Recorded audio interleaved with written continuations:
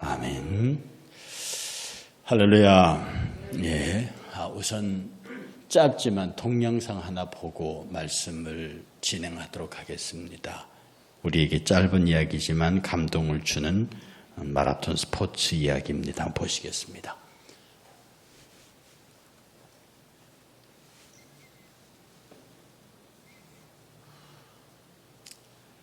되나요?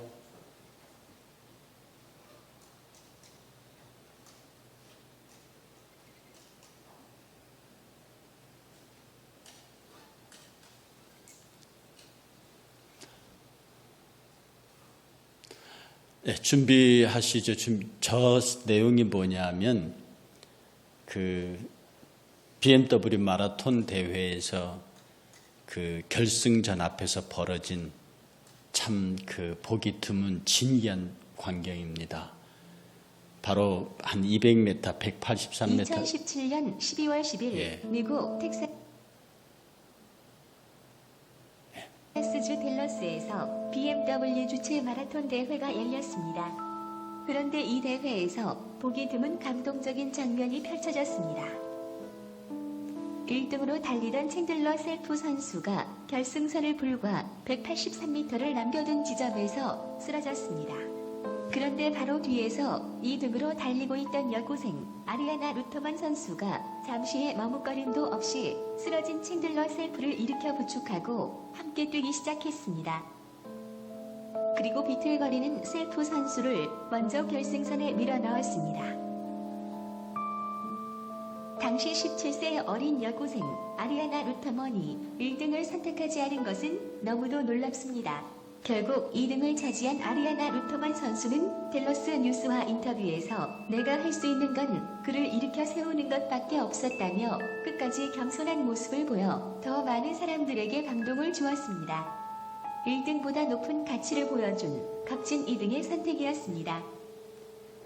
예, 감사합니다. 우리가 생을 살면서요, 멋있게 살아야 한다 하는 생각을 많이 합니다.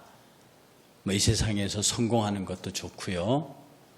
또 이 세상에서 남들의 칭찬을 받는 것도 좋고 화려한 스포트라이트를 받는 것도 좋지만 사람들이 그를 생각할 적에, 사람들이 나를 생각할 적에 저 사람 참 멋있는 사람이다.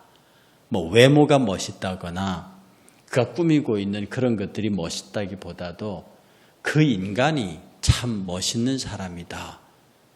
그런 소리를 들을 수 있다고 하면 그는 분명히 성공한 사람임에 틀림이 없을 겁니다. 여러분들에게 유명한 그 명량이라는 영화 아시죠? 거기 보면 13척의 배로 엄청난 수의 외선을 맞아 싸우던 이순신 장군이 이기고 난 다음에 병사가 내어주는 토란을 받아서 먹으면서 한 유명한 대사가 있습니다. 먹을 수 있으니 좋구나. 삶과 죽음, 아니 죽음의 현장이라고 하는 그 치열한 전장에서 아무도 이길 수 없다고 하는 그런 전쟁에서 이긴 다음에 토란 하나를 받아들고 먹을 수 있으니 참 좋구나. 저는 그런 면에서 인간 이순신의 이런저런 모양을 떠나서 그 대사가 누가 그렇게 그 대사를 만들었든지 몰라도 거기에서 보여주는 참 먹을 수 있어서 좋구나.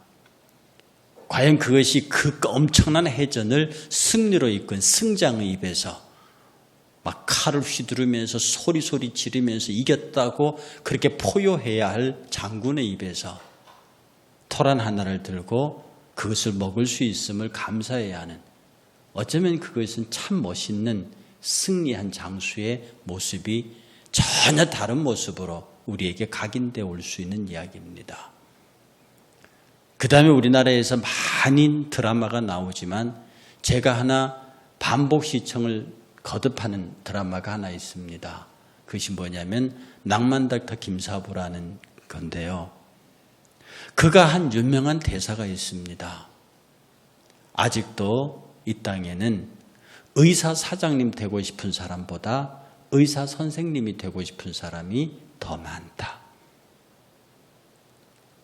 의사 사장님 되는, 즉 의료 사업이라는 것을 해가지고 어마어마한 수익을 창출하기를 원하는 그런 의사 사장님보다 아직은 생명 자체에 대한 애정을 가지고 그 생명을 살릴 수 있기를 위해서 모든 것을 거는 의사, 바로 그런 의사가 의사 선생님 되고 싶어하는 사람들이 더 많다. 우리가 왜 의사를 해야 되는지, 왜 우리가 생명을 돌보아야 하는지를 한순간으로도 잊어버리면 의사의 낭만은 사라진다. 그게 낭만 닥터 김사부의 마지막 대미의 대사입니다. 항차 세상의 생명을 살리는 일반 유괴 의사도 그들이 하고 있는 일이 무엇인지를 잊어버리면 의사의 낭만을 잃어버린다. 돈을 많이 버는 의사 사장님보다 기업형으로 병원을 경영하려고 하는 그런 제주꾼 사업가보다 작더라도 이름 없는 병원에서라도 한 생명을 살리기 위한 의사로 살아갈 수 있는 그런 의사가 정말 참된 의사다라고 하는 이야기. 오늘 저와 여러분들이 이 시대의 예수를 믿으면서요, 좀 멋있게 믿으면 안 되겠습니까? 같은 예수를 믿어도, 같은 신앙생활을 해도 참 낭만이 있는, 멋이 있는, 낭만이 있는 그런 신앙생활을 하면 안 되겠습니까? 그를 바라보면, 그 사람을 보면 무엇인가 예수 믿는 자의 품격이 느껴지고요. 그 예수쟁이를 만나면 너는 예수에게 미쳤느냐라고 그렇게 말하면서도 무엇인가 그에게 있어 보이는, 역시 쟤는 우리하고 달라 라고 하는 그런 메시지를 줄 수 있는 그런 멋있는 그리스도인은 되면 안 되겠습니까? 우리가 이 시대를 살아가고 주의 말씀에 부딪혀서 여러 가지 생활을 하면서도 역시 그리스도인이다, 역시 예수쟁이다, 역시 저 사람은 우리하고 다르다라고 하는 그런 삶을 우리가 살면은 안 되겠느냐. 지금 우리가 새벽마다 찬송가 강해를 하고 있습니다. 그 성경 찬송 하나하나가 나올 때마다 우리가 지금 이것이 세 번째 지나갔는데요. 첫 번째 했던 사람이 존 뉴턴, 나 같은 죄인 살리시는. 정말 그는 이 뱃사람으로 30년 동안 마지막에는 그 삶이 얼마나 엉망진창으로 살았든지 노예가 되는 신분까지 떨어집니다. 그런데 그가 토마스 아 캠피스의 책을 읽고 회심하지요. 변화하지요. 그래서 나 같은 죄인 살리시니라는 이 불후의 찬송가를 만들어 놓고, 그리고 많은 사람들에게서 지난날 자기를 조롱하고 자기를 인간망나니로 취급했던 많은 사람들에게서 참 어떤 하나님의 사람의 모습을 보이면서 인생의 마지막에는 80이 넘어서 더 이상 성경 구절도 까먹고 여러 가지로 혼란스러울 때 사람들이 이제는 당신이 쉬셔야 되지 않겠습니까? 복음을 전하는 자로서의 삶은 쉬어야 되지 않겠습니까? 라고 말할 때, 예. 그러나 내가 잊어버리지 않는 단 두 가지 때문에 나는 일을 계속해야 합니다. 뭐냐면 나는 죄인이었다는 사실과 내가 죄인이었다는 그 나를 살리시니가 예수 그리스도라는 사실, 나는 이것을 잊지 않습니다. 그래서 그는 마지막 죽음의 순간까지 복음을 들고 있었던 사람입니다. 우리가 신앙생활을 하면서 하나님의 은혜 가운데 서는 사람들, 어떤 경우에도 실패하지 않고 좌절하지 않겠다고 하는 그런 승리주의자, 그런 생각에서 내가 실패하고 넘어지고 내가 좌절하더라도 그것에 상관없이 나는 여전히 하나님의 사람으로 있을 것이라고 하는 하나님의 진리 등대의 작사자 빌립스 같은 경우요. 이 사람은 배가 클리브랜드 항구에 들어가는 데 있어서 그 항구 앞에서 반짝이는 등대가 다 꺼지고 하나밖에 없는 외등대 때문에 그것이 빠져서 그 배가 전부 침몰해서 죽습니다. 그 침몰하는 그 가운데서 하나님의 진리 등대라는 노래가 나올 수 있도록 만들어진 그 이야기들. 우리가 빛을 비추지 아니하면 세상 사람들은 가끔가다 비치는 하나하나 등대를 보고 그들은 길을 찾지 못합니다. 우리 인생 속에서 사람들이 여러분을 보고 등대라고 일컬어질 수 있는가? 내가 지금 나는 엉망으로 살지만 나는 그 사람을 보면서 그 사람의 삶을 닮아가면서 내가 저 사람 때문에 예수를 믿고 내가 저 사람을 보니 예수 믿는 사람으로 살아야겠다는 생각을 단 한 번이라도 품게 만드셨는가? 그렇다고 하면 그 사람 눈에는 여러분들이 얼마나 멋있게 보이겠습니까? 우리가 이 멋있게 보이는 사람, 아니 멋있는 사람의 특징이 간절함이 있는 사람입니다. 그 간절함이 있는 사람, 그 간절함을 통해서 생에 무엇인가를 경험해 놓는 사람은 그것을 넘어서면은 그 간절함에서 오는 여유, 그 간절함에서 오는 치열함에서 오는 내적인 평안, 이런 것들이 밖으로 드러날 때 그 사람의 외풍은 어디인가 모르게 당당해집니다. 명량에서 정말로 13척의 배로 도저히 이길 수 없는 치열한 전쟁을 치르고 승리한 이순신 앞에 그가 토란을 받아들였을 때 그것을 씹으면서 먹을 수 있어서 좋다라고 말하는 그 말 속에 이 13척의 배로 이긴 승장의 모습의 당당함이 그 어떤 것으로도 설명될 수 없는 그런 멋이 그 속에 배어 있다는 겁니다. 죽음의 문턱에 들어갔어요. 그런데 정말 기사회생에 살아났습니다. 그 죽음의 문턱을 넘어선 산자의 여유로움, 이런 것들이 우리에게 있으면 우리는 하나님 앞에서 멋있는 성도가 될 수 있다는 겁니다. 그러니 여러분 말입니다. 멋을 유지하기 위해서는, 멋있는 사람이 되기 위해서는요, 양보할 수 있어야 합니다. 웬만한 것에 관해서는 그것을 품고 넘어갈 수 있는 당당함이 있어야 합니다.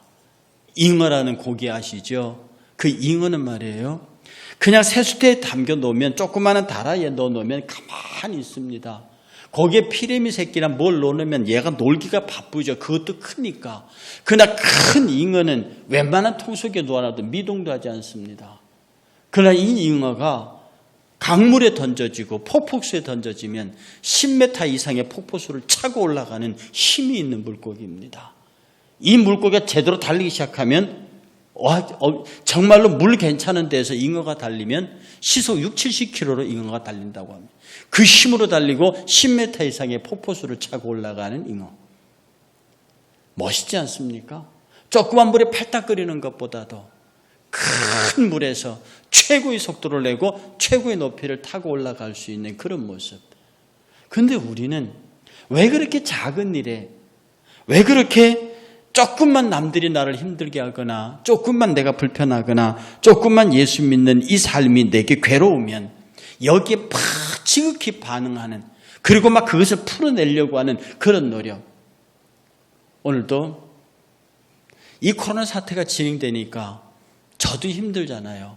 그리고 이 지금 벌어지는 정치적 상황들이 저를 짜증나게 하잖아요. 그리고 서울시장이 이런 일들을 보면 화가 나잖아요. 그리고 차별금지법이 이제 발의됐대요. 이게 이제 절차를 진행할 텐데 너무 속이 상하지 않습니까? 그래서 제가 같이 관계 있는 한국 언론의 분한테 전화를 걸었습니다. 어떻게 하지요? 도대체 어떻게 응전해야 됩니까? 그럼 내가 짜증시킨 얘기로 짜증을 부리니까 그분이 이렇게 말했습니다. 때가 차야지요.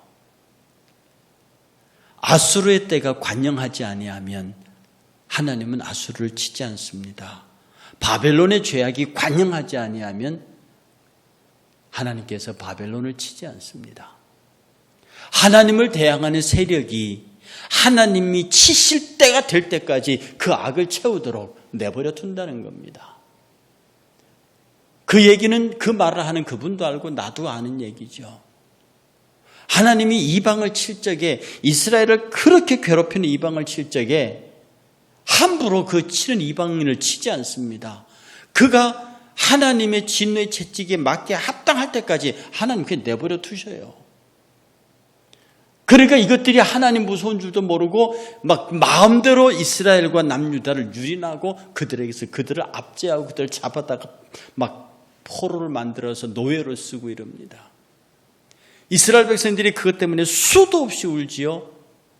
그리고 한탄합니다. 도대체 하나님은 어디 계십니까? 우리 하나님은 언제 응답하십니까? 라고 그렇게 통곡하고 그렇게 힘들어하죠. 그러나 하나님은 언제까지 내버려 두시느냐?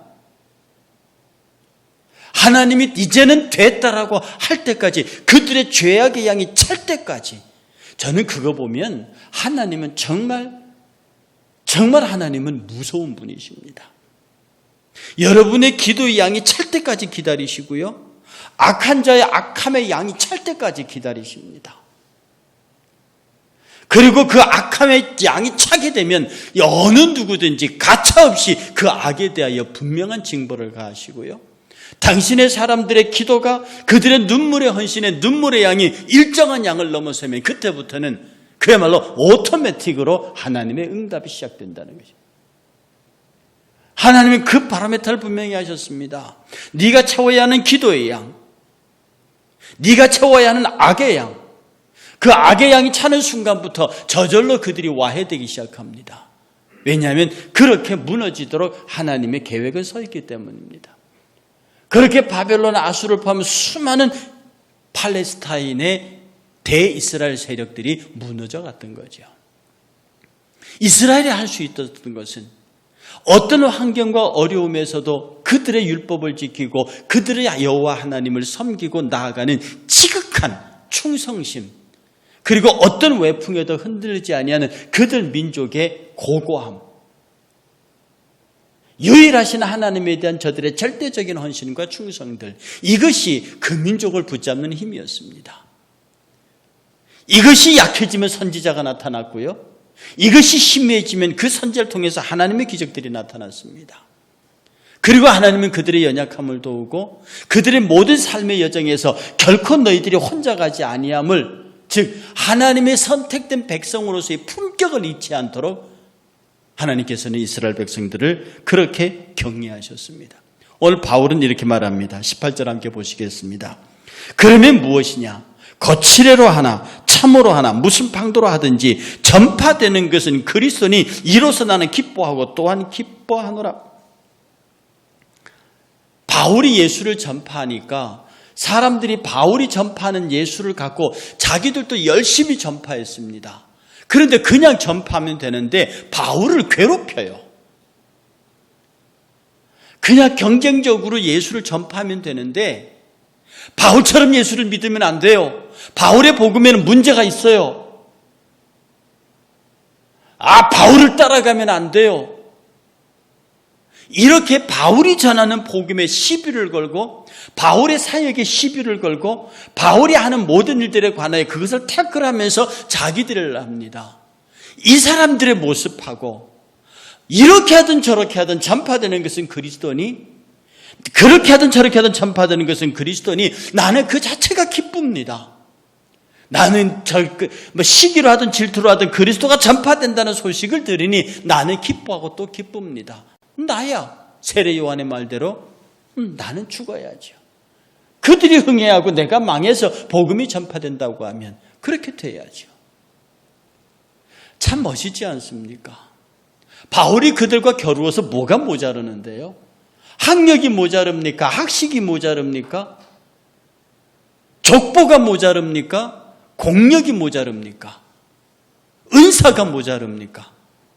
절대로 그들과는 비교도 안 되는 탁월한 위치에 있으면서도 그들이 시비 걸 적에, 그들이 자기의 사역을 공격할 적에 그렇게 해서라도 전파되는 것이 그리스도라면 문제 없습니다. 나는 기뻐하고 기뻐합니다. 바로 이것이 복음 전도자로서의 아주 멋있는 부분들이 있습니다. 우리는 이런 거 배우면 안 되겠습니까? 우리가 금요일마다 나와서 기도하면서 하나님의 말씀과 은혜한테 기도하는 사람으로서 있기를 원합니다. 그런데 기도하는데 화를 잘 냅니다. 기도하는데 질투합니다. 기도하는데 어떤 일에 관하여 욕심이 있습니다. 기도하는데 어떤 일에 관하여 자기중심적으로 생각합니다. 우리가 신앙생활을 하면서 기도하면서 그럼에도 불구하고 나를 향하여 다가오는 모든 일들에 관하여 그럴 수 있다.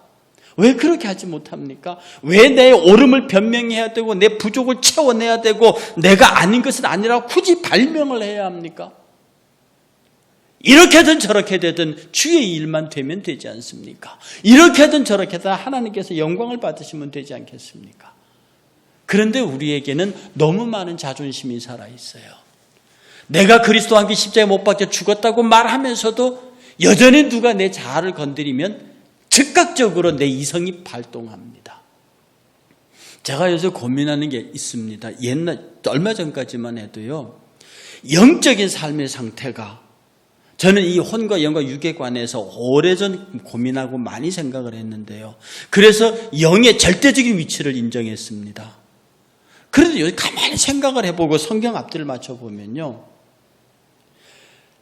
이 정신의 분야, 이 혼의 분야가 인간의 영성이 정신을 장악하지 못하면 이 영의 생각이 바깥으로 드러나지 못한다는 겁니다. 다시 말해서 바깥으로 드러나는 나는, 이 육적인 것은 있는 눈에 보이는 것이고, 내 안에 있는 거룩한 하나님이, 내 안에 있는 거룩한 성령이 밖으로 드러나는 것은 내 인격성을 통해서 혼을 통해서 나타난다고요. 내 안에 영의 역사가 어떻게 일어나는지를 바깥으로 보이는 것은 혼의 역사로 인격으로 나타납니다. 나의 인격이 내 영의 강력한 주권에 의해서 연단받고 변화받아서 이것이 바깥으로 드러날 때 비로소 빛과 소금의 일을 살게 되는데, 무턱대고 영적인 것만 강조해 놓으면 사람들은 육적인 것에 대해, 혼적인 것에 대해서 무감각할 수 있는 실수를 내가 성도들에게 범하게 만들 수도 있겠구나. 기도하고 많이 기도하고 말씀을 많이 읽고 많이 찬양하고 그러면 다 그것으로부터 모든 것이 자동적으로 해결될 수 있다고 하는 성향이 내게 가르침에게 있을 수 있었겠구나. 본질은 그렇지 않는데, 우리가 많이 기도하고 찬송하고 말씀을 사모하고 하면서 이것이 우리의 혼적인 정신적인 인격의 이성의 영역으로 나타나서 이것이 실제로 적용될 수 있게 만들어야 하는데, 많이 기도하고 많이 찬송하고 많이 말씀을 듣고 배우고 있으면서 그게 실제로 내 정신세계를, 내 인격의 그것을 지배하지 못하면, 그렇다. 바로 그 우리의 영적 신앙의 세계가 내 이성의 인격을 통해서 내 삶을 지배할 때 비로소 사람들에게서 내가 멋있는 사람으로, 신앙인으로 보인다. 저의 기도의 양이, 저의 찬송의 양이, 말씀의 양이 제 인격을 지배해서 그것이 우리의 말에서 나타나고 눈빛에서 나타나고 행동에서 나타나고 우리의 활동에서 그리스도가 드러날 때에 비로소 내가 야고보를 이해할 수 있구나. 왜 야고보가 너희가 믿음으로 구원받는다고 말하냐? 옳도다. 그럼 나는 내 행함에서 내 구원을 보일 테니 너는 믿음을 보여라. 믿음을 보인다는 게 무슨 말입니까? 네 믿음을 행위로 증명하라는 말이 아닙니까? 100,000번 말로 하는 것, 그것이 네 행위로 나타나지 아니하면 그게 뭐냐는 거죠. 오늘 우리가 하나님 앞에서 멋있는 그리스도인으로 사는 것은 여러분이 우리의 삶의 모든 것에서 신앙적으로 경험한 많은 것들이 실제로 우리의 삶의 영역에서 나타나고 실현되고 모든 사람들이 나를 접하여 보고 저분 진짜 그리스도인 맞다. 나는 개떡같이 살지만 저 사람은 그렇지 않다라고 하는, 여러분이 알고 있는 예수 그리스도, 여러분이 배운 성경 지식, 여러분이 경험한 영적인 체험들, 이런 것들이 실제로 여러분의 삶 속에서 예수 믿는 증거들로 나타나고 그 증거의 열매들을 가지고 있을 때 우리는 일러 그가 하나님의 사람임을, 멋있는 그리스도임을 드러낼 수 있다. 사도 바울은 이렇게 계속해서 말합니다. 이것이 너희의 관구와 예수 그리스도의 성령의 도우심으로 나를 구원하게 이르게 할 줄을 아는 거로. 그가 그토록 간절한 예수 그리스도의 구속의 역사를 그는 이렇게 한 줄로 표현하고 있습니다. 이렇게 전파되는 것은 그리스도니 나는 그것을 기뻐한다. 이 기뻐하는 것이 너희의 간구와 성령의 도우심으로 나를 구원에 이르게 할 줄 안다. 사도 바울이 구원을 안 받았습니까? 그러니까 여기에서 구원은 죄에서 구원받아 그런 얘기가 아닙니다. 자기 자신을 스스로 얽매서 자유롭지 못하게 하는, 여러분 무엇에 얽매이면요 자유를 얻지 못해요. 그리스도인의 가장 큰 특징이 뭐냐면 내가 예수를 믿어서 구원받는 순간에 내게 임하는 가장 첫 번째 현상이 자유로움입니다. 오 자유 오 자유 나는 자유하리라, 이 찬송가 있죠. 예수를 믿으면 여러분들이 가장 먼저 경험하는 것이 자유의 기쁨입니다. 그 어떤 것도 나를 묶을 수가 없어요. 그야말로 자유로운 영혼이 되는 겁니다. 저는 영혼이 자유로운 사람이라는 소리를 많이 듣습니다. 근데 세상 사람들이 영혼이 자유롭단 말은 지 마음대로 사는 사람이란 뜻이거든요. 그러면 안 됩니다. 그건 영혼이 자유로운 인간이 아니라 영혼이 못된 인간이에요. 그거는 영혼이 못된 인간이고, 영혼이 자유로운 인간이라고 하는 것은 그가 예수 그리스도를 믿는 순간부터 그의 영적인 삶이 자유를 얻는데 어떤 것도 그 신앙적인 삶을 묶지를 못한다는 것입니다. 돈이든 외모든 인간관계든 이런 것들이 예수로부터 끊어지지 못한다는 것이에요. 묶을 수가 없는 겁니다. 오직 예수에게 꽁꽁 묶이면, 예수에게 묶이면, 예수를 믿어서 예수의 사람이 되면 여기만 꽉 묶이지 다른 것들은 그 사람 어떻게 할 수 없어요. 돈으로도 명예로도 어떤 것으로도 그 사람을 그리스도에게서 끊어낼 수 없다니까 위협이나 칼도 그걸 못 끊어내요. 이게 그리스도의 자유입니다. 예수 그리스도를 믿어서 구원 얻은 사람이 갖고 있는 이 자유를 사탄은 뺏으려고 합니다. 그 자유를 뺏으려고 한다고요. 그러니 사도 바울에게도 막 질투의 마음을 집어넣습니다. 사도 바울에게는 그게 안 들어가요. 그러나 사도 바울을 대적하는 다른 복음 전도자들에게는 그게 들어갑니다. 그래서 복음을 전하면서 바울을 막 욕을 해요. 여러분, 예수의 하면서 왜 똑같은 예수를 하는 다른 사람을 왜 공격합니까? 내가 전도하면서 왜 다른 전도하는 사람들을 비방해야 합니까? 왜 내가 예수의 일을 하면서 다른 예수의 일을, 교파가 다르다고 공격합니까? 교회가 다르다고 공격합니까? 이게 어디서 배워먹은 버릇이냐 이 말입니다.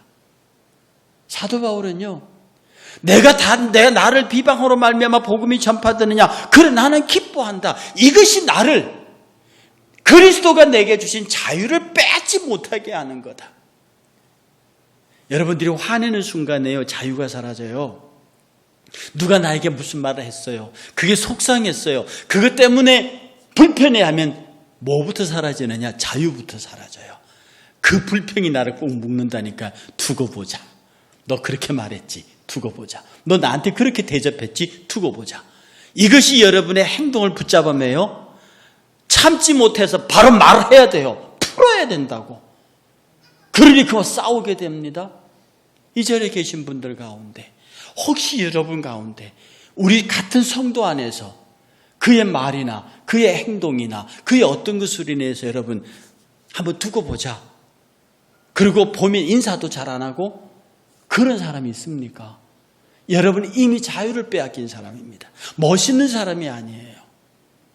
정말 그리스도 안에서 멋있는 사람은 자유를 가진 사람이거든요. 그렇게 해보세요. 야, 당신이 그렇게 하는 데는 무엇인가 내가 모르는 이유가 있었을 겁니다. 그걸 주께서 아시고 내가 당신을 미워하지 않도록 주께서 나를 자유하게 하셨습니다. 바울의 표현별을 나를 구원하게 한다는 거죠. 왜 여러분의 그 귀한 자유를 빼앗깁니까? 왜 여러분이 일명 멋있다고 하는 그리스도인의 품성을 왜 그딴 사소한 걸로 빼앗겨버립니까? 그 사람이 나를 욕한다고 내가 뭐 어떻게 됩니까? 그 사람이 나를 오해한다고 내가 내 생명이 왔다 갔다 합니까? 그 사람이 나를 비난한다고 그런다고 내가 뭐 어떻게 됩니까? 그런데 그걸 못 참는 것은 여러분의 이 안에 있는 자아라고요. 여러분, 내가 잘났다는, 내가 그런 소리를 왜 듣냐? 내가 그에게 돈을 달라 해서 뭘 달라 해서 내가 그런 소리를 왜 들어? 그 사람 뭐 한다고 나한테 그런 얘기한대? 이렇게 일과 사람과 환경과 조건에 대해서 여러분을 분노하게 하는 것, 그리고 역시 올무를 놓고 그 사람을 빠지게 하는 것, 이런 것들은 여러분에게서 자유를 빼앗아가요. 참 모양 빠집니다. 못 없어요. 바울은 말이죠, 내가 이 모든 형제들의 이런 것에 관해서도 나는 기뻐한다. 바로 이 기쁨이 너희들의 기도와 더불어 예수 그리스도의 성령을 힘입어서 내가 구원받는다. 자유를 잃지 아니하고 이 자유를 유지해 간다. 즉 나는 멋있는 그리스도인으로 살 수 있다. 이어서 계속해서 바울이 말하기를 나의 간절한 기대와 소망을 따라 아무 일에든지 부끄러워하지 아니하고 지금도 전과 같이 담대히 온전히 담대하여 살든지 죽든지 내 몸에서 그리스도가 존귀하게 되게 하려 하나니 이는 내게 사는 것이 그리스도니 죽는 것도 유익함이라. 아멘.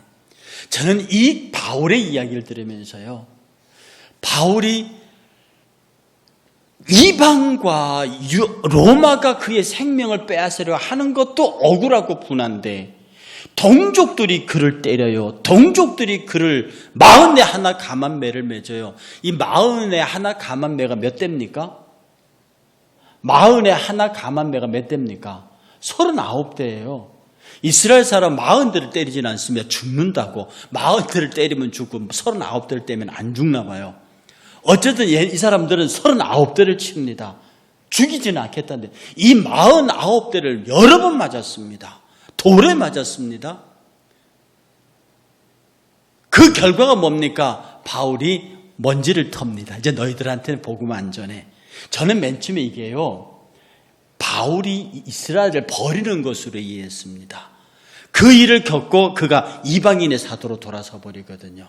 그러니까 바울이 되게 서운했나 보다. 바울이 얼마나 서운했으면 이제 너희들하고는 안 놀아 그러고 이방으로 가버렸겠느냐네. 그런데 그것은요, 그렇게 해야만 바울을 이방인의 사도로 보낼 수 있어요. 바울이 자기 민족에 대한 열심이 얼마나 특심했는데요, 바울은 자기 민족으로부터 자유롭지 못했어요.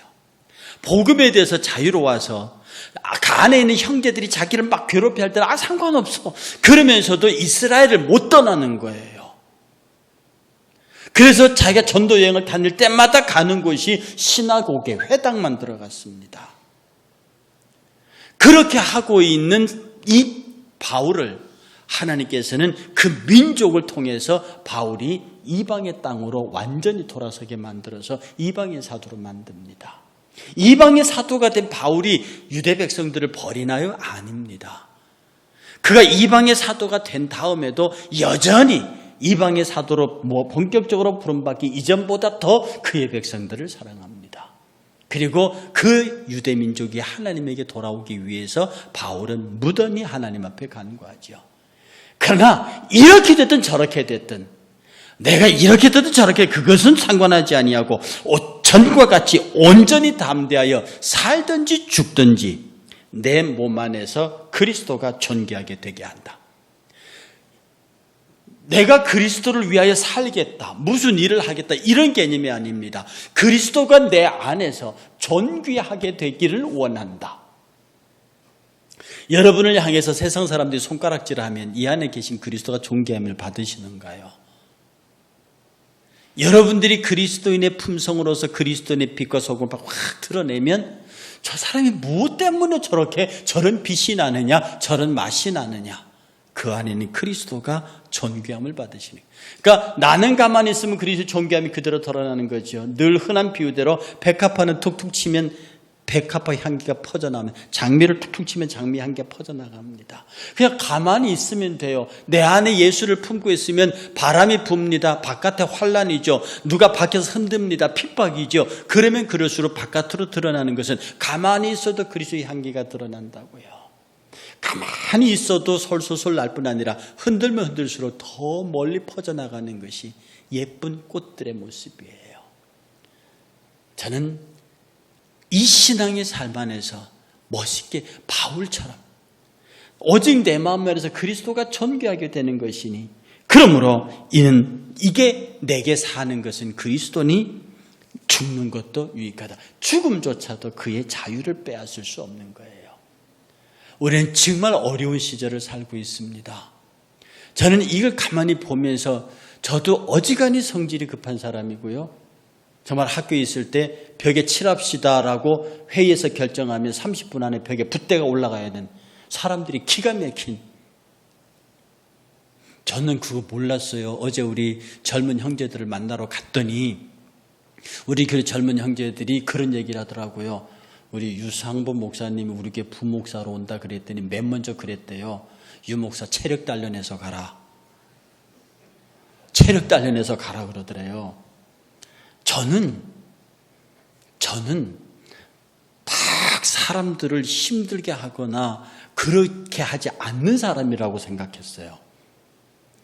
근데 학교에서 어떻게 소문났는지 저 사람을 따라가려면 체력 단련부터 해야 된다고 그랬다는 거예요. 그래서 내가 사람들을 힘들게 하긴 하는구나. 내 열정만 앞서고 내 생각이 앞서고 내 판단이 앞섰기 때문에 나는 이미 사람들보다 여러 생각 앞서가 있고 여러 단계를 앞서가 있고 빨리 쫓아오라 하니 내가 가만히 있어도 저들을 힘들게 하는구나.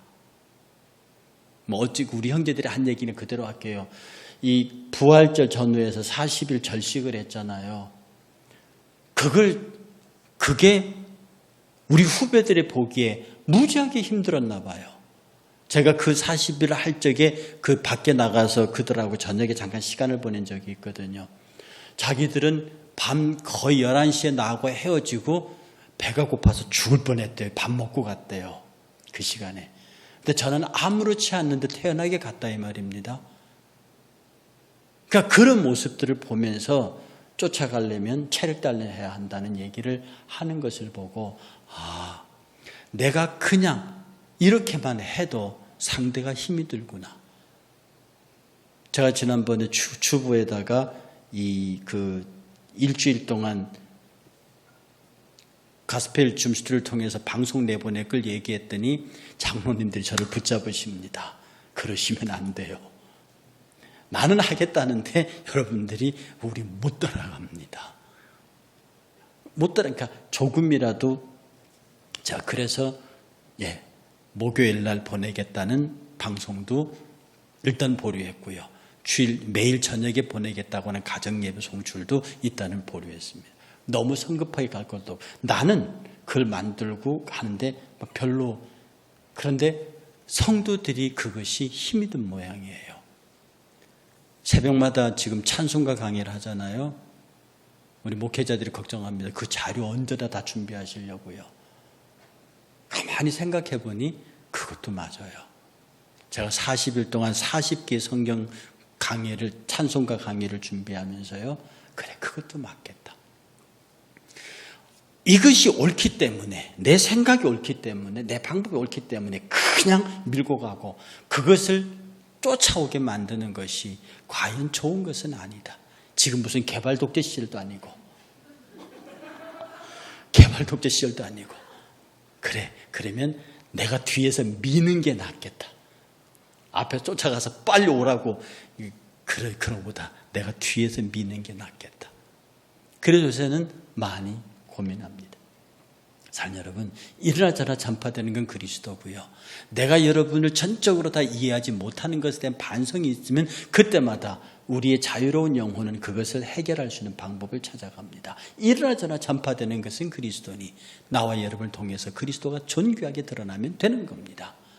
이것이 우리들에게서 조금은 더 반성하고 조금 더 깊이 논의되고 조금은 더 새로운 것을 만들고 조금은 더 진지해지고 그것이 막 이렇게 해야 되는데 막 붙들어 매가지고 성장해야 되는데 숫자적으로 풀어놔야 되는데 일이 돼야 되는데 이것이 내 영혼의 자유를 묶는 것보다도 이렇게 되든 저렇게 되든 존귀하게 받는 것은 그리스도니 그리스도가 내 안에서 존귀함을 받고 그 어떤 것도 내가 그리스도를 향한 자유함을 빼앗을 수 없는 이렇게 봐도 이쁘고 저렇게 봐도 멋있고 여러분의 성도님들이, 제가 어제 우리 젊은이들에게 그랬습니다. 하나만 기억해달라. 우리 젊은 형제들에게. 당신의 교회에 나오는 성도들에게 미안하지 않는 목회자가 되라. 다른 교회에 가는 성도들은 이렇게 저렇게 해서 행복한 신앙생활과 충분한 은혜를 누리고 있는데, 당신 교회에 나오는 성도들의 영혼에 관하여 당신이 부끄럽지 않아야 된다. 하나님 앞에 1:1로 섰을 때, 하나님, 우리 교회에 나오는 성도들 정말 저는 최선을 다했습니다. 이렇게 말할 수 있어야지. 당신들 교회에 나오는 성도들을 긍휼히 여기고, 그가 다른 교회에 출석하는 것보다 이 교회에 출석하는 무로 말미암아 영적인 은혜와 축복이 충분하다고 하나님과 단판 지을 수 있는 곳에서 머물러라. 하나님, 나에게 이 성도를 보내주신 것을 감사하고, 나에게 이 목자를 보내주신 것을 감사하고, 충분히 다른 교회 가서 신앙생활 잘 할 수 있어 그 신앙의 복을 받을 수 있는 사람을 나하고 인간관계 때문에 여기다 묶어놓고 그들과 억지로 예배를 드리는 그런 모습은 훗날에 하나님 앞에서 어떻게 변명하려고 하느냐. 제가 우리 형제들하고 참 진지한 얘기를 많이 했습니다. 오늘 우리들의 신앙삶 속에서 저는 여러분들 참 멋있기를 원해요. 여자는 예쁘고 남자는 잘났다 이런 거 떠나서요. 멋있는 그리스도인이요. 그래, 예수를 믿으면 저렇게 믿어야 하는 거야. 신앙생활을 하려면 저렇게 해야 하는 거야. 그리고 우리는 영혼이 자유로운 사람들. 여러분, 절대로 화내지 마세요. 절대로 짜증내지 마세요. 저 그거 안 하려고 무지무지한 애씁니다. 근데도요, 저도 사람인지라 제일 가까운 사람한테 짜증이 빨리 나요. 여보 미안합니다. 가까운 사람한테 자주 짜증이 나요. 가까운 사람한테 자꾸 소홀해요. 미안합니다. 나하고 멀리 있는 사람, 나하고 큰 커뮤니케이션 없는 사람에게는 진지하고 잘해요. 근데 나와 가까운 사람, 내가 툭툭 말을 던져도 참아줄 수 있는 사람한테는 함부로 하고, 커뮤니케이션이 없고 거리가 좀 있는 사람들에게는 정중한 내 자신을 보면서도 너도 힘든 인간이다 그 생각하는 거죠. 저 힘든 인간. 네, 여러분, 저도 그런 인간입니다. 그 여러분 스스로도 여러분 자신을 조금 힘들게 불편하게 확 짜증나면서 한마디 해버려야 되는 그런 모습에서 여러분 영혼의 자유를 잃어버리시면 안 돼요. 이렇게든 저렇게 되든 내 안에서 드러나는 것은 그리스도입니다. 그리스도가 존귀되어야 되잖아요. 내가 화를 내므로 그리스도가 존귀를 잃어버려요. 내가 성질을 부리고 내 마음대로 해버림으로써 그리스도의 영광이 가리워져요. 그러면 이미 여러분들은 영혼의 자유를 잃어버린 거고요. 그럼 여러분 멋있는 그리스도인이 못 돼요. 저분이 저걸 참는구나. 그걸 참다고, 아유, 저 모자리가 그걸 참냐? 세상은 그렇게 말해요. 그러나 우리 교회는요, 그걸 참으셨어요. 다윗이 적장 블레셋 아기스 왕 앞에 가서요, 침을 흘리면서 미친 사람처럼 굴어요. 다윗이 성경의 표현이 그렇잖아요. 용모가 붉고 아름다워요. 지금 말하면 미남의 미동이었다는 뜻입니다. 그런 청년 다윗이요, 블레셋 왕 아기스 밑에 가서 가드 골리앗 고향이란 말입니다. 거기 가고 살면서 미친 체 하면서 침을 질질 흘리고 있습니다. 그게 얼마나 추하게 보입니까? 그러나 내 눈에는 그게 정말로 귀하게 멋있게 보입니다. 무엇을 위해서? 그의 나라를 위해서, 그의 조국을 위해서, 여호와를 위하여, 그가 세울 왕국을 위해서 자기는 그렇게 할 수 있는, 기꺼이 그렇게 할 수 있는 용기가, 자유가 그에게 그런 신앙적 자유가 있었기 때문에 미친 사람처럼 아기스 앞에서 침 흘리는 그런 일도 할 수 있는 거죠. 해서 저는 오늘 이 저녁에 여러분들이 멋있는 그리스도인이 되기를 원해요. 누가 봐도 멋있고요, 누가 봐도 자유로운 영혼을 가진, 그 어떤 것도 그를 결박할 수 없는 강한 자유를 가진 그런 성도. 그럼에도 불구하고, 찬양팀 나오세요. 그럼에도 불구하고 우리가 하나님, 그럼에도 불구하고, 저는 이 그럼에도 불구하고 하는 찬송가를 생각할 때마다요, 나는 과연 그렇게 할 수 있는가? 어떤 경우에도 마음속에 어려움이 있을 때, 주님 앞에 나올 수 없을 때, 정말로 내가 그럼에도 불구하고 마음속에 자유를 얻고 그 앞에 나올 수 있는가? 그럼에도 불구하고 그가 나를 안아주신다. 그래서 우리 주님은 멋있는 분이세요. 내가 주님 앞에 불충성하고 내가 주님 앞에 제대로 살지 못하는데도 그럼에도 불구하고 그는 나를 안으세요. 그러면 여러분은 그럼에도 불구하고 사랑할 수 없습니까? 그럼에도 불구하고 안아줄 수 없습니까? 그럼에도 불구하고 그를 이해해 주면 안 됩니까?